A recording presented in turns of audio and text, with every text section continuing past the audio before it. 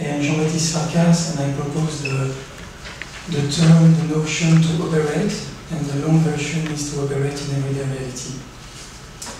I consider that the art object is a burden. It has become inessential. In the present context, removing is a major gesture.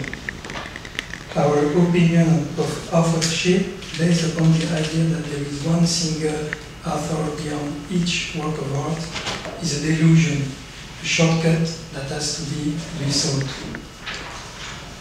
The exhibition is an outdated stylistic device that needs to be abandoned in favor of other approaches, such as maneuvers or operations.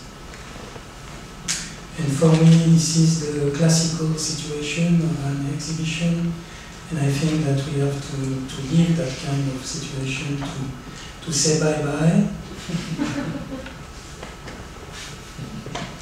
And instead of work of art, subtraction, instead of exhibition, operation, instead of single author, collaboration. As an artist working in the Biennale de Paris, I propose services. These services privilege experience, assuming their full meaning in the leap from speculation to execution. They do their best to trip up routine.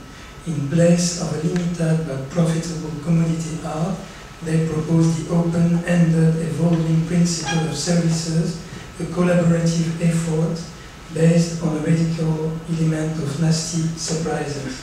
It is a story in the making, and each new participation contributes an additional episode.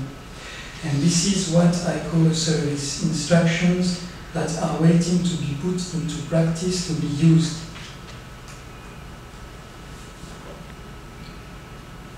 For example, fight the power, externalization of repressed tensions, spirit of rebellion, animosity, hatred. The service provides the necessary assistance for this act of eradication. And here we have an activation of the service in the kitchen of Biennale. Top, it was before the activation, and at the bottom it's after, and here we have a detail, and it's a broken mirror. And Marek was, when we saw him last spring, he was there. Maybe you've seen this activation. I don't know. Maybe you did not notice it. When someone asked me to qualify my practice, I said that instead of displaying art products, I operate in everyday reality. What does it mean precisely? For me, this is what this expression signifies. To operate in everyday reality characterizes an art practice that relegates art to the background in order to conquer everyday reality. To complete this definition, I would also say that most of the time, to operate in everyday reality is an infringement. This is why to operate in everyday reality has to be done without somebody knowing it, in an unfair kind of way. Lastly, the intention to relegate art to the background differentiates to operate in everyday reality from previous famous designations, such as happenings or performances. In passing, let's remember that Capro, the American artist, rejected these two names as he was trying to redefine his approach. This manner to consider art practice is in a way a response to several thinkers all active in the early 60s. In the Critique of Everyday Life, 1961, the French philosopher Henri Lefebvre offers us to come back to everyday life in order to turn it upside down from top to bottom. Here you can see the cover of the original French version of this book, 1961. In his mind, there's no need to elaborate massive revolutionary projects. If it's still possible to reform or to transform, it's to a lesser extent. Influenced by Lefebvre, the Situationists, that were a political group, 1958-1969, proposed movements elaborated as situations as works of art. Curiously, and for me this aim has to be understood as a kind of loose thread in art history, these constructed situations were very similar, or should we say were nearly identical to situations already existing in everyday reality. For example, the drifting from bar to bar.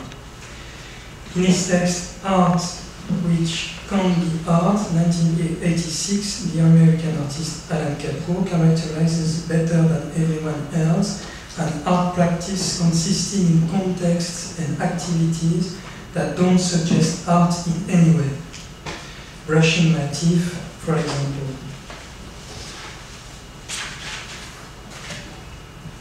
This lifelike impulse drives the artist to suffer a weird paradox. Artist concerned with lifelike art is an artist who does and does not make art.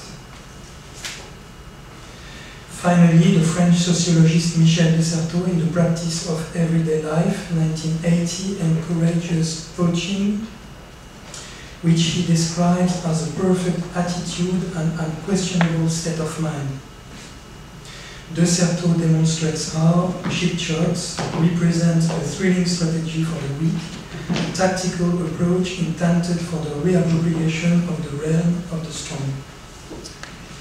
Let's see now how my services function in practical terms. I operate in everyday reality through two identities, IKEA services and Reach. Thanks to these two identities, I spread services mostly outside of the art field. Here are some examples of my services. Cancellation of spaces, the temporary seizure of a space, physical or virtual, designed by the client. And here, some pictures of cancellations since 2004 in several situations, cities, countries.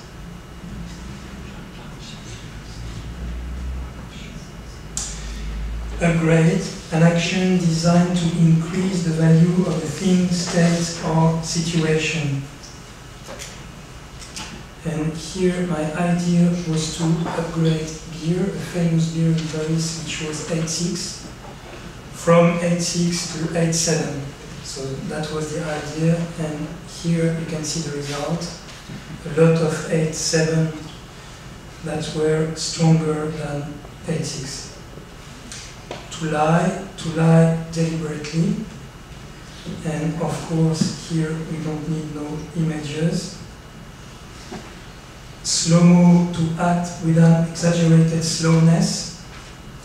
I would like now to explore this last one, slow-mo, which belongs to the collection of Centre National des Arts Plastiques in Paris. To act with an exaggerated slowness. This is how these instructions for use have been applied in various circumstances. In the context of an inauguration in 2008, the activation of the service consisted in slowing down without somebody knowing it, the work of a waiter who was in charge of the buffet, predominantly filled with drinks.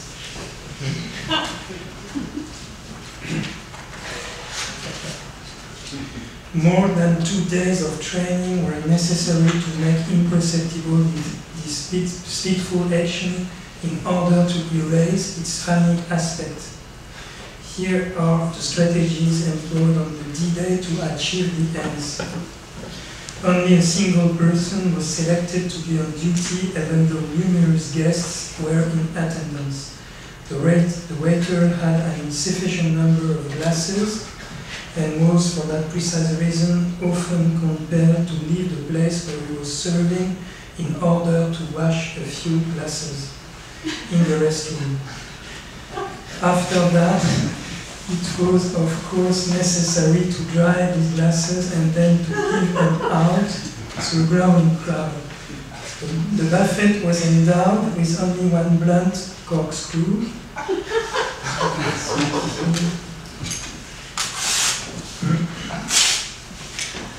After 2 hours of madness, this almost ideal execution of slow-mo finished brutally when some slowness objectors bought some plastic cups in the next door grocer's shop.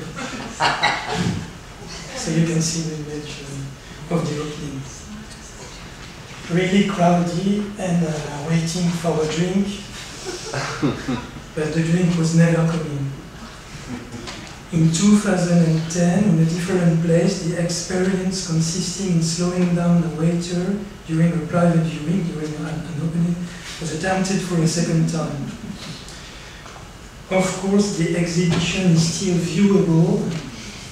You can see it on the left side top, but it is clear that it has been relegated to the background, as I say in my definition, and I was not clearly part of it anymore. The crucial thing happens somewhere else.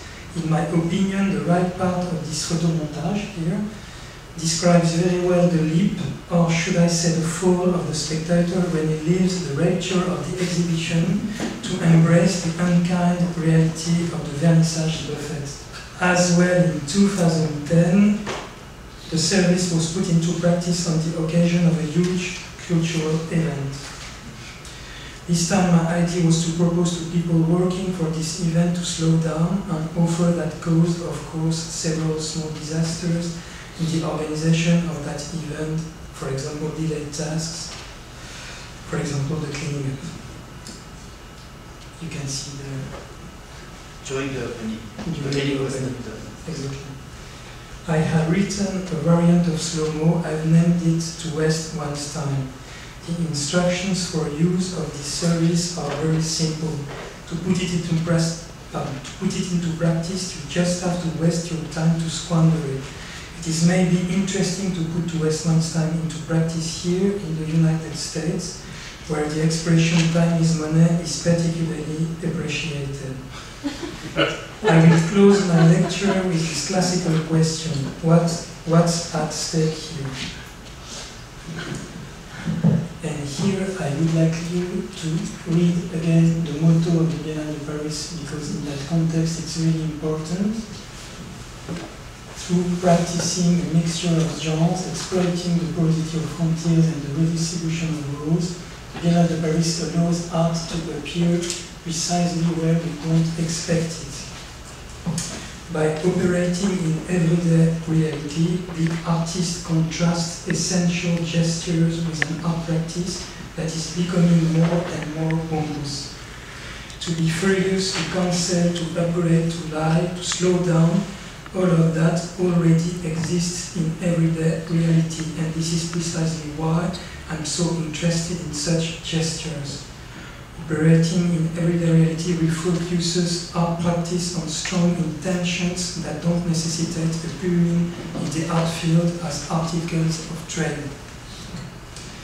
It allows art practice to be more than a simulacrum, and finally it gives the artist the force to stand back and to be more than an undying underling. Here a quotation.